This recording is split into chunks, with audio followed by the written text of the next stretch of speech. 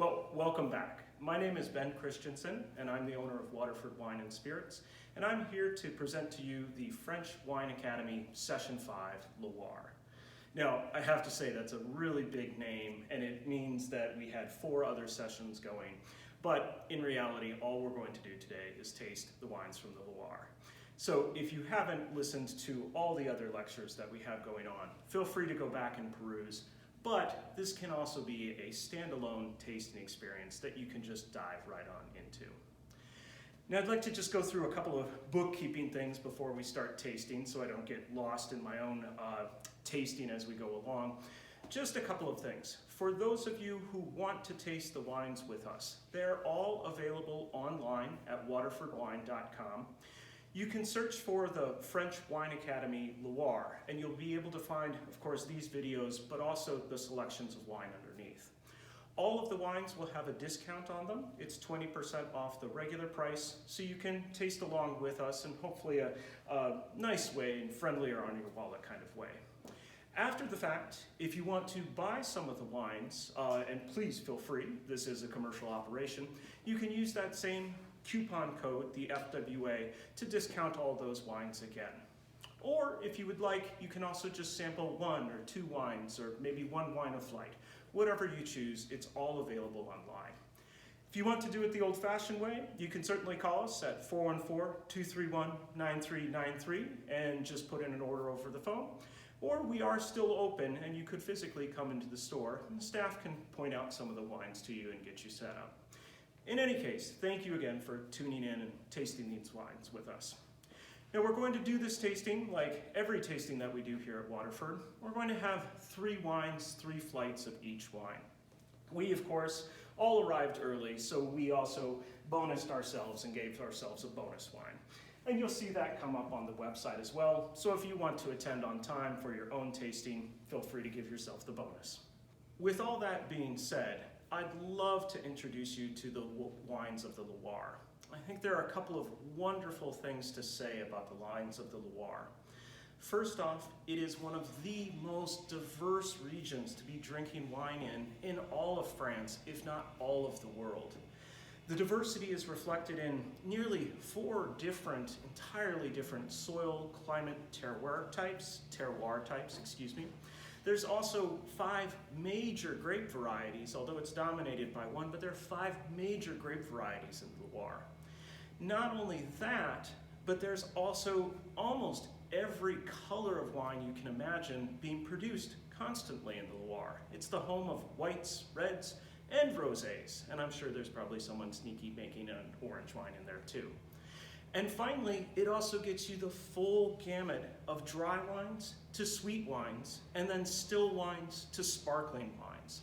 So this is an incredibly diverse place for us to be drinking. Even more wonderful than that, for those of us who love to explore, the Loire offers us its bounties on the cheap, and I actually mean on the cheap. Most of these wines, I think, are considerably underpriced still. And the top of the top wines, some of which we have here today to taste, usually top out around $30 or $40. Now, of course, there are other examples that we can have that are sky high in price in the Loire. And of course, $40 is not the cheapest wine in the world, but if you compare it to our last tasting of Bordeaux, where the top of the top is in the thousands, the Loire is an incredibly great place to be drinking. Now, I think that begs a little bit of a question about the Loire, and it's something I'd like to pull us back to with our first tasting that we did together. And in that first tasting, in the intro, we talked about how we taste and what we taste. And some of the things we highlighted there were acidity, tannin, and then fruit profile. One of the reasons I think the Loire remains an exceptional value is because of its profile of flavors.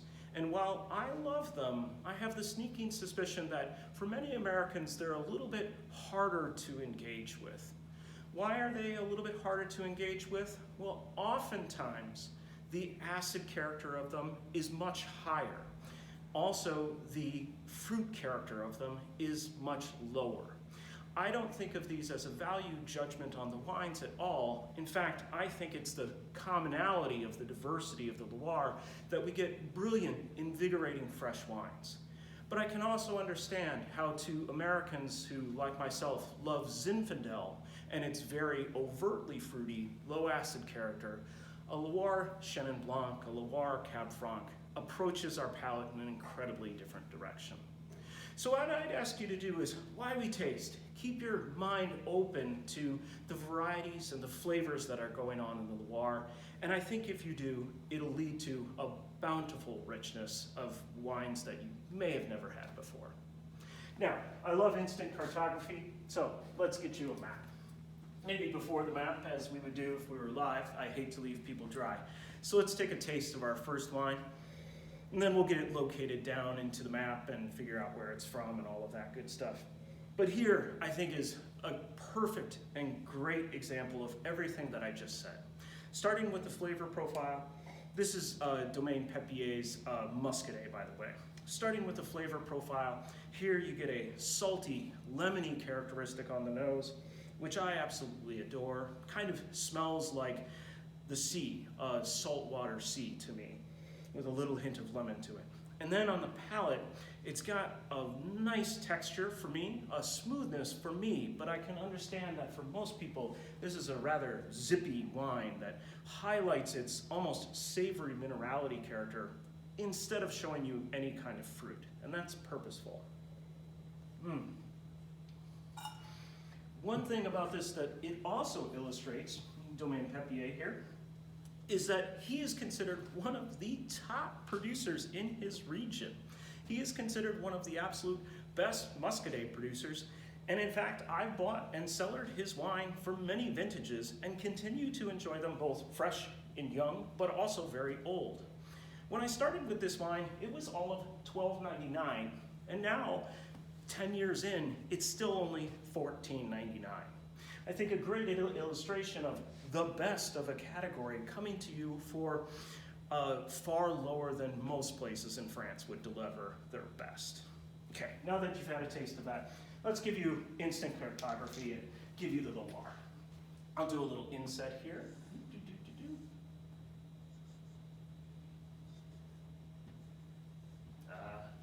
It's a bad map. Oh, that's terrible, Italy. Holy cow. Italy, Spain, here. Paris, right here. So, France.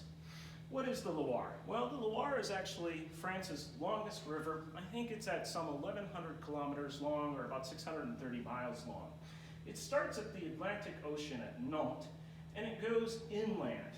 And from there, it reaches a point that we're going to taste soon, Sancerre and Puy-Fumé, and then it actually turns south and ends up all the way down in the Rodin, close to the Côte d'Aron, where we had wines in our third session together. So a fairly long river system. You'll note also that, of course, being at Nantes on the Atlantic, we would have one kind of climate going on there, which you can imagine, and then at Sancerre and Puy-Fumé, we're far into continental France. So you can think about how the climate differs there as well. For those of you who may have a little bit of a place marker that you want to think about the United States' own Mississippi River and how the climate down in New Orleans and Louisiana is very different than the climate, say, up in Minneapolis. Quite different. But what we're going to focus on here is this area right there, that box. Really, before, we're going to catch the turn south for the river, but we're going to take it in its east-west configuration. That is actually where almost all of the wine regions on the Loire river system are. Now, there are some further south, but they're fairly minor, and so we're going to just take a look at that big river system. So if we blow that up, and we start at the town of Nantes, here, and we'll put the coastline in there just for fun. Woo! What we're going to do is go take the winding Loire through all its bends, and since I don't want to knock over the wine, we're going to come all the way over here, and then where it starts to go down. Now, one logical way to do this tasting would be to start at Nantes and go all the way to, I'll put it in, Sancerre, and just go boom, boom, boom down the line. I'm gonna bounce around. Instead of doing that, I'm gonna bounce around across the Loire because I think it'll highlight some of the vibrancy and the drama of these wines for you as we bounce. So some of these flights I've kind of paired two wines together, but it doesn't mean you have to buy both. It'd be handy, but you could certainly just taste as you want. Okay, so for us, we have Muscadet. Now, Muscadet is actually a fairly large area surrounding Nantes, and it has a little bit of a bad history behind it, if you will. Muscadet has in it 4 different soil types. And because the wines were always kind of light and fresh and pretty, about 20 years ago, many producers got into making wines that were light and maybe fresh and maybe not so pretty. Meaning that they were planting a lot of vines, they were also increasing production, they were also doing things like using commercial yeast to stimulate the wine, and then not aging it at all and putting it out to market quickly. If you remember the story of natural wine production in Beaujolais that we talked about in our Burgundy section, that was what was happening in Beaujolais too. Here it just happened later and continued longer. And the revolution hasn't really quite come alive as it did in Beaujolais. So for Muscadet, commercially, over the last 20 years, there's actually been a substantial decrease in the number of plantings as the market has gone soft or evaporated. Now, I think that's too bad because I think Muscadet is one of the greatest pleasures that you can have in the Loire. And certainly the dynamic food pairing of oysters and Muscadet is something that everyone will always remember. And if you haven't done it yet, you just also have to keep in mind that Muscadet really proves that if you're French, you can live on oysters, Muscadet, and cigarettes alone. Now, Muscadet has some renaissance going on in it, and this is one of the producers. Peppier is the domain. And Muscadet's renaissance generally is coming from an area that's a little bit tighter right here, and you're going to get the wonderful slaughtering of the French language by me, and it's Muscadet Sèvres-en-Maine, and I don't know how to pronounce that at all. But it's this tighter little geographic area that I've seen be the start of the renaissance of Muscadet, meaning producers, instead of going for high yield, they are actually trying to lower their yields. Instead of using chemicals or commercial yeast to start and make the wine, they're letting natural yeast do its thing. And then instead of finishing fermentation and bottling immediately and sending it out to market, they're actually taking it, pouring it, decanting it off the tank, and resting it on the lees. This will give you the term that you see in Muscadet and on a lot of its bottles, sur lie. It means the wine has been rested on its lees. It's dead yeast cells, but lees sounds far more romantic. And it's been rested for a period of time. Most producers do at least 8 months of resting with the idea that it develops some of the palate weight and develops some of the smoothness, doesn't take away from the vibrancy, but develops some of the smoothness for Muscadet. I think this wine shows it and has it, and I think it's a gorgeous pairing. But the other things that are going on in Muscadet, and you can explore this with Domaine Peppier, and we have some of them on the website, but you can also do it with other producers, is that Muscadet has 4 different soil types in it. Some of it's schist, some of it's granite, some of it's gneiss, some of it's loess. And many producers now, with this shift towards quality, are taking their Muscadets and separating them out, showing the different soil types in Muscadet. Now, I've actually never done a complete Muscadet tasting of all the different soil types. I think it would be fascinating, but probably fascinating for just a few people, not so many. It's Waterford, we could pull it off at some point. There you go, our nice introduction to the Loire, I think showcasing many of the things that are beautiful about it. Now, I wanted to take you to another place, and I wanted to not do the linear traveling down the boat in the Loire. I wanted to jump you all the way over here to Sancerre-Pouilly-Fumé.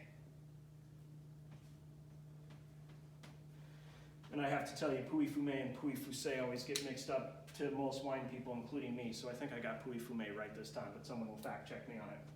So down here in Sancerre, I wanted to take you here because I wanted to show diversity and also kind of shake up your palate a bit. Now, one thing I'll point out in this tasting is we have, I think, about half the wines going here are red wines. In the case of the Loire, slightly more than half the production is given over to white wine, and then rosé and red split it. So we have overemphasized red wines here. I did that because, not that I value the red wines more than the white, but diversity. I wanted to try and get as much as I could in.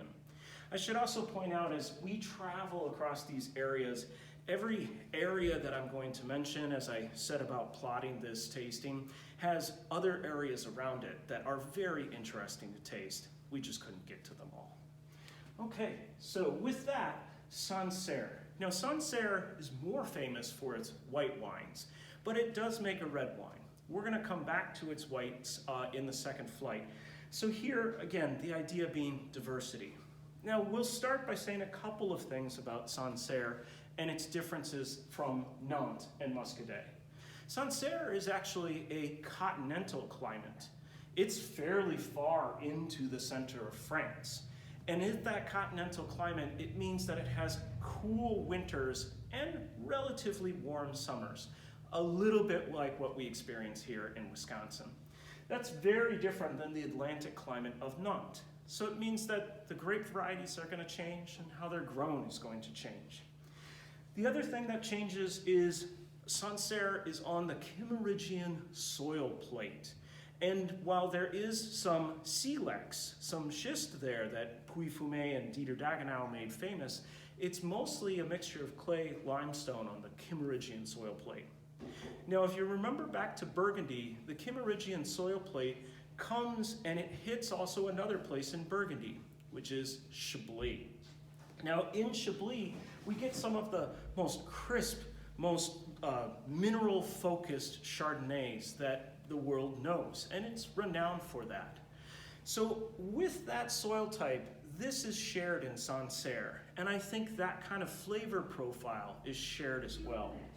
So Sancerre Rouge is actually made up of Pinot Noir, and what I would say, 100% Pinot Noir, and what I would tell you is that if Chablis could make Pinot Noir on its Kimmeridgian soils, I think this is what it would be like.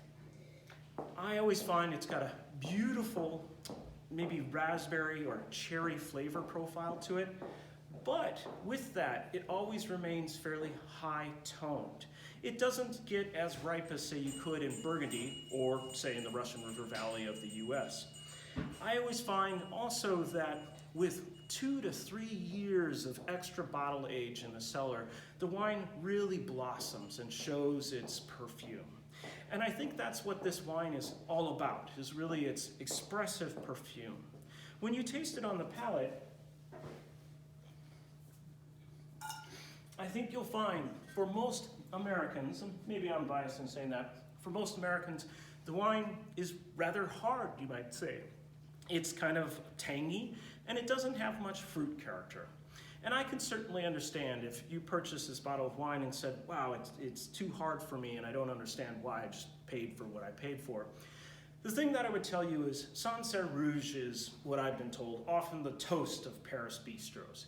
Meaning you're going to a Paris bistro, you want to have a croque monsieur, you want to have a beautiful, simple French meal, casual meat and cheeses in the afternoon, something like that. Sancerre Rouge is the perfect pairing, and with its tartness, it refreshes the palate and leads you to want to take the next bite, if you will. So think of it in that context, have it with some cheese, maybe a little cold cuts, and try it again if the first time it's a little bit too hard for you. Okay, to finish up this flight, I wanted to give you an example of Loire Rosé. The Loire does make quite a bit of rosé, so I wanted to make sure that I got one tucked in here for you. Now, this one actually comes from, to my understanding, down here, south of Muscadet. It's not a real famous area to be growing wine in, but I think what I've seen out of this area is it's an area where young people can get their start. Meaning that a lot of France's famous growing regions, vineyards are really expensive to buy, or they're really expensive to buy fruit from. So if you've got an idea that you want to pursue in winemaking or viticulture, and you're young and you're not bankrolled, it's very difficult to just get started. So here with Murat, Jeremy Murat does have a winery in the Loire where he makes other wines. But he got together with a friend who actually also happens to be named Jeremy, so it's two Jeremys. He got together with a friend and they decided they wanted to try something new at a site that they thought looked really great and that they could farm and plant biodynamically from the start. And that leads to this bottle of wine. Now, if you look up the Murats, you'll eventually find a picture of the two Jeremys together sitting on a pile of barrels and laughing their heads off. And I think that's where you need to take this wine and take it from. Now, I can't make this happen for you, but this label actually has a whole bunch of jokes embedded in it. To my understanding, the rosé, or rosé, the double E, is a joke about morning dew. And then also there's some form of feminization of the word that ends up being a little trickster of a pun as well. And then the little gnome is a reference to the morning dew as well. So you've got a little gnome now in your household drinking your rosé. So jokesters all around. They actually make a Chenin Blanc, and then they make a straight Cabernet Franc. This, their website claims, is 100% Chenin Blanc, but if you know Chenin Blanc, and you will at the end of it, you know that Chenin Blanc is a white wine variety alone. So I'm guessing their website is wrong, and they've probably stuck a little Pinot Noir in here, or it's 100% Pinot Noir that they've just done very limited skin contact to. Here though, I think a couple of beautiful things. To me, always lovely, bright, fresh strawberry fruit. Maybe slightly underripe strawberry fruit, like strawberries that have been in the morning dew, and you pick them and they are a little tart, but still so flavorful. Then, I think because of the proximity to the Atlantic, you get a touch of that sea brine character to it as well. Maybe just a little bit of savory in it. And the palate, I think bright, fresh, crisp, and gorgeous drinking rosé. It's not meant to be mind-altering or mind-blowing, as some wine commentators would say about 100-point wines. I think it's meant to be fun, friendly, super great drinking, and again, it's incredibly inexpensive.